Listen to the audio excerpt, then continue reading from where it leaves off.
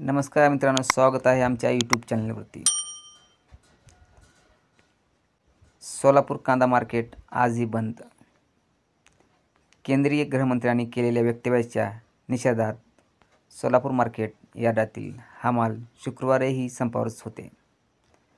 बुधवारी रात्री आलेल्या कांद्याचा शुक्रवारी लिलाव झाला तेव्हा हमालांनी पुन्हा घोषणाबाजी सुरू केली। तेव्हा पोलिसांसोबत किरकोळ वाद झाला। लिलावानंतर गाड्या भरणार नाही अशी भूमिका हमालांनी घेतली। त्यामुळे सुमारे 7,73,00,000 किमतीचा कांदा यार्डात पडून आहे। तसेच शनिवारी ही लिलाव बंद राहणार आहे। सोलापूर बाजार समितीत गुरुवारी पहाटेपासून हमालाचे आंदोलन सुरू आहे।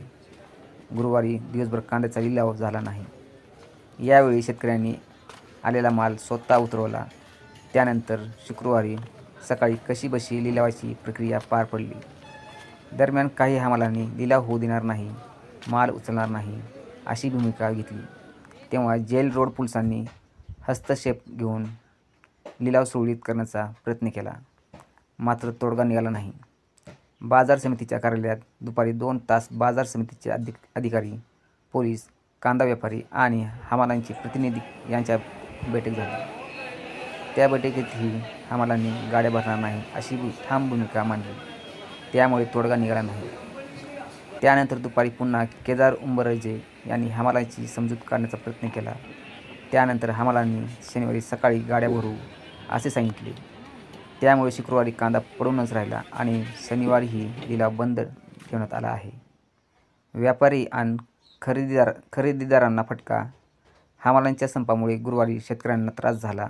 काही परवानाधारक हमाल आणि शेतकऱ्यांनी स्वतः माल उतरवल्याने शुक्रवारी लिलाव प्रक्रिया पार पडली। खरेदीदारांनी व्यापाऱ्यावर विश्वास ठेवून कांदा खरेदी केला, मात्र सर्व कांदा सध्या यार्डात पडून आहे। बुधवारी रात्री आलेला कांदा 2 दिवस यार्डात पडून आहे। परवानाधारक हमालांची यादी। बैठकीत तोडगा न निघाल्यानंतर पोलिसांनी बाजार समितीच्या अधिकाऱ्याकडे परवानाधारक हमालांची यादी द्या, त्यानंतर इतरांचा बंदोबस्त करू अशी भूमिका पोलिसांनी मांडली।